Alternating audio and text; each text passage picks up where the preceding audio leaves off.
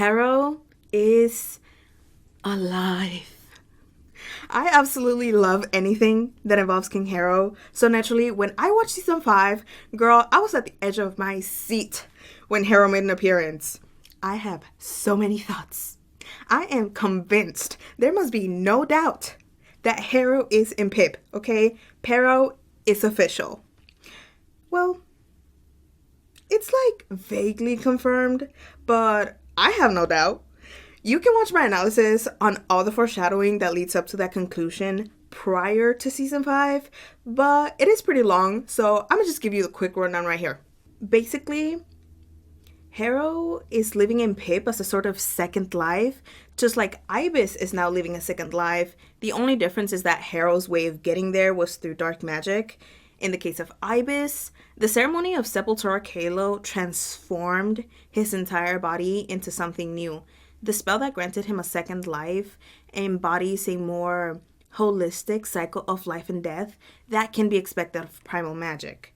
In the case of Harrow, his second life was a sort of taking a piece of his soul and taking a piece of Pip's soul and then like transferring them into each other so that they're sort of sharing their bodies. But of course, Harrow's body died, so now he only really lives through the piece of his soul that was transferred onto Pip. Or at least that is my understanding of things. I'm hoping we'll find out exactly what happened that night, but if not, I think there's just like enough information for us to piece it together, so let's just talk about that dream sequence. Viren's fever dream is such a fascinating thing because it is both a dark magic dream and a trauma nightmare. The dark fever dream happens only the first time you use dark magic, the exception of course being Viren because necromancy, but it seems to me like the purpose of this dark fever dream is either to try to remember your humanity and forge a new path, or convince yourself that the end sort of justify the means and that dark magic is the path of destiny and whatnot. So Viren's dream is just that. He is alive once again, and he gets to make a choice about whether he wants to use dark magic in his second chance at life.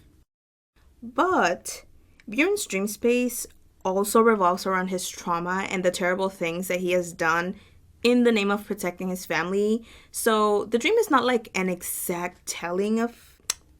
Dreams are a very vague realm. So we're not seeing things exactly as they happened in reality, but it is giving us a lot of hints. So let me tell you what I think we learned in the dream for sure. Starting with the fact that Harrow died with an arrow piercing his heart. Now, we already knew that it was Runan who ended Harrow with an arrow, but we have yet to see exactly what happened, so it is nice to see like some evidence of the aftermath. Now we know for sure that the arrow was specifically piercing his chest. Now, I don't exactly think that he died on the bed. Again, this dream is both a dark fever dream and a trauma nightmare.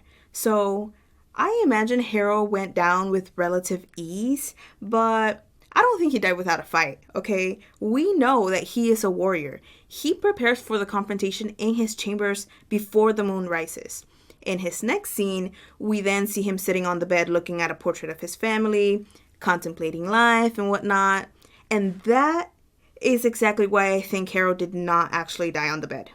This is Viren's dream space where events are being condensed for him to process. The last time Viren entered Harrow's chamber when he was alive, that is how Viren saw him. He saw Harrow sitting on his bed. Now, the last time he saw Harrow's body in the chamber, he had an arrow piercing his chest. In the dream, those two things are being condensed and meshed into one. So, in my dream interpreting opinion, the only thing this scene confirms is exactly where the arrow pierced him and not where in the room it happened. Now, if I had to guess, I would say that he probably died in the first place Viren looked at when he entered the room. Maybe that's where he fell, but that's just a guess. Now, the next thing we find out for certain is what happened to the goddamn Soulfang. Beforehand, it was unclear exactly what happened to the basket, but it is confirmed in this dream sequence. After the spell was completed, Viren just threw the basket into the fire. Now, looking back, it makes complete sense, but it admittedly did not even cross my mind when I made that analysis video on Harrow, so what happened to the Soulfang has finally been revealed. It was just turned to ash in the fireplace. When Viren steps in the room, he sees a dark, slightly disheveled room, then pans to see Harrow sitting on the bed. The imagery of dead Harrow is overwhelming, so he steps back and the fire immediately lights up to redirect his attention. Girl, there is so much going on with that fire. As soon as it lights up, we see fumes of fire rise up and into the room. Where do you think that fire went? Metaphorically. That fire went towards Harrow. When we see Harrow again, he is now alive and appears like warmer. So Harrow is being displayed like a phoenix who rises from the ashes, right? We see Harrow dead, then the fire emerges, and now Harrow is alive. And there's just like no reading between the lines. Harrow says it himself. In the dream, Viren asks, Harrow, you survived. Then he vows with the devotion that he most certainly did not have that night, and Harrow answers his question. Well, it was quite some night, but I couldn't have done it without you. That is a yes, I survived if I ever heard one, okay? Harrow is alive. Well, you know, like a second life and whatnot. He's dead, but he's also alive in a new and a different way. You get it. I'll go back to talking about the fire just a little bit later, but there is so much going on in the dream that I don't even want to skip too much of the dialogue. No, wait, hold on. Before we even get into the dialogue, we have to appreciate the composition in the frames, okay? Look at the scene where Viren is kneeling. I love how Harrow's sword is positioned in the background in a way that condemns Viren, right? He lays his head right at the edge of the sword, and then it's sort of going through him. It's like he's willing to accept Harrow's judgment because, remember, Harrow's big thing is justice. So in this dream, Viren is finally humbling himself before the king. Then Harrow touches his head, and look at how the blade of the sword is hidden by the arm that he extends towards him, right? So there is no judgment. Viren now knows that there is a reckoning that needs to happen, but Harrow was always lenient with him. The judgment of justice that Viren deserved, even as early as season 1, never came to pass. Then we step back, and the sword is stabbing Harrow in the back.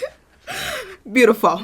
Art. Magnificent. Inspiring. Breathtaking. Soul-sucking. Okay, but back to the dialogue. The things being said are the things that Viren wished could have been said instead of what actually happened, because some of the things happening here are like a little bit twisted. Starting with the fact that Harrow owes absolutely no apologies to Viren whatsoever. I owe you an apology, Viren. The night they came for me, I was cruel to you. Harrow has always been compassionate, understanding, and encouraging. To a fault. It is literally what got him and his wife killed. Harrow was not being cruel in those final hours. He was asserting himself as king and reminding Viren of his place. In the dream, Harrow's words are being twisted when he tells him, You're not a servant to me. You are a brother. Harrow never refers to Viren as his own personal servant. When he's humbling Viren, Viren had already overstepped sensitive lines into the realm of defiance. Harrow specifically says, you are a servant of the kingdom of Katalis. It is not Viren's job to make decisions for the kingdom. That rests with Harrow, and Harrow had chosen to die with honor as himself that night. Harrow is not telling Viren, you are my servant, and you will do as I command. No, okay? He is telling him, you are insubordinate. This has gone on for too long. Don't forget your place. That is what Harrow was trying to reiterate, in my opinion. And I know that I'm right, because in book 2, when he's speaking with Anya, Viren himself says that Harrow thought of himself as a servant of the kingdom. He told me he thought of himself as a servant of all the people of Katalis. A servant king. So he knew deep inside that Harrow was not belittling him in those last hours. He was just calling him out on his bullshit. But back to the dream sequence. Again, Viren is processing his own actions and verbalizing what he could never tell Harrow, because Viren does or did love Harrow. Viren wanted Harrow to live. Now, it was twisted because he is a dark mage, but I think that's what the part of him that loves wanted. He wanted Harrow to live. But Viren at the start of book 1 is already a changed, dark man. And it honestly only took his pride being wounded for him to flip on a coin. But okay, focus. What's next in the dream? Because everything about it is perfection. Yeah, and you know, I would do anything for my family.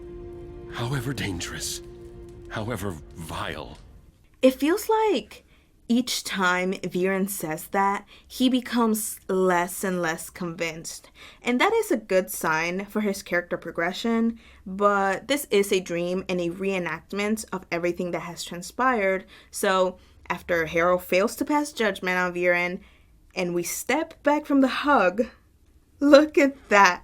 The sword became Viren's staff. So Harrow doesn't make a judgment, and judgment came for him. In the main story, it is after this point that Viren thought of himself as king, right? I love it. Let's keep watching. It is everything to me. To know that I mean something to you. To know that I matter. Of course. Of course I value you. Your soul is my treasure. Pause. Already, I think we are moving into a different interaction because words are at play here. Viren wants confirmation that he matters, while Harrow shifts the word to Viren having value. And I don't know exactly what this is about, but the moon is telling me that it's probably related to a conversation that he had with Kpp'ar. But we're gonna put a pin on that because, yeah, let's go back to where we were. Your soul is my treasure. Wait, what did you just say? Fire! Yes, we are circling back to talking about Pip and the Soulfang. Okay, so Phoenix symbolism again, right? So Pip comes from the fire, and I know the basket doesn't show up, but what enabled Harrow to rise from the ashes was the Soulfang, which was presumably thrown into the fireplace. So anyway, here we are, and Viren is surprised to see Pip and steps back from him, but nope. The point is to make him face his actions.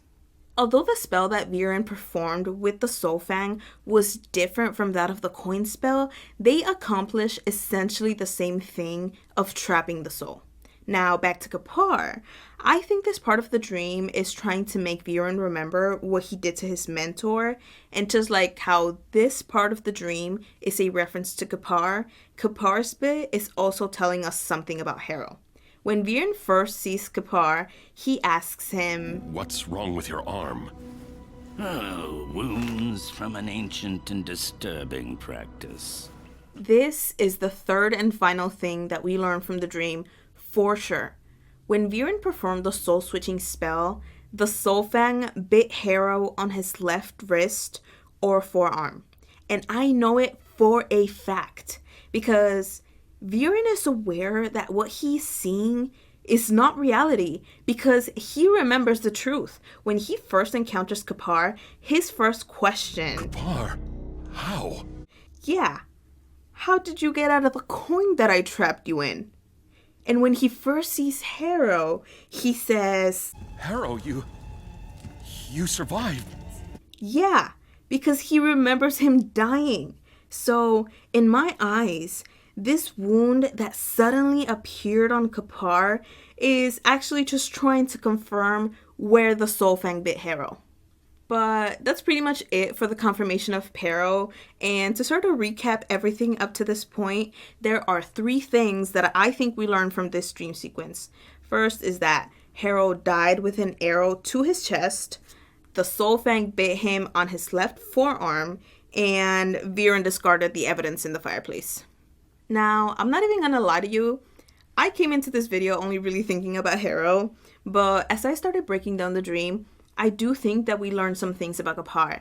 And I don't remember if I gave a disclaimer, but this is all my opinion, okay? This is all my opinion on the meaning of things.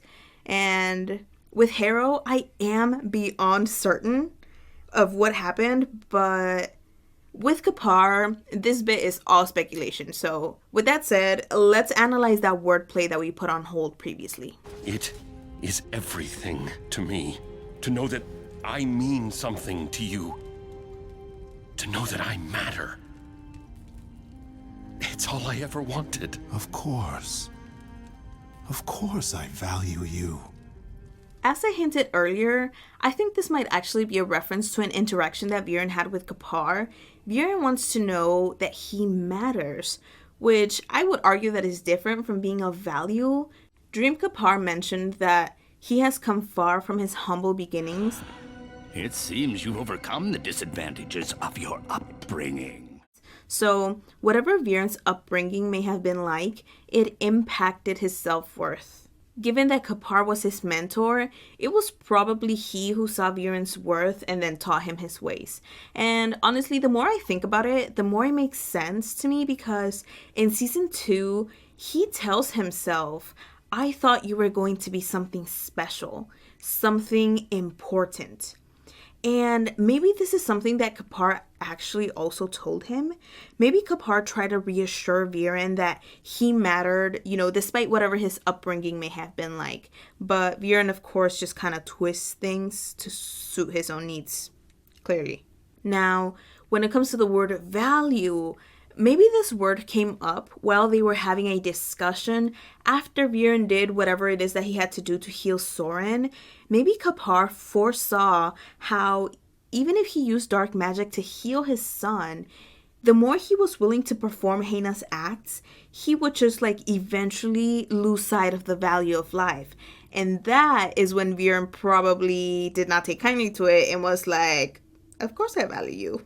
In the graphic novel Puzzle House, we see that Kpp'ar's study was a mess after he presumably threw a tantrum trying to reject dark magic.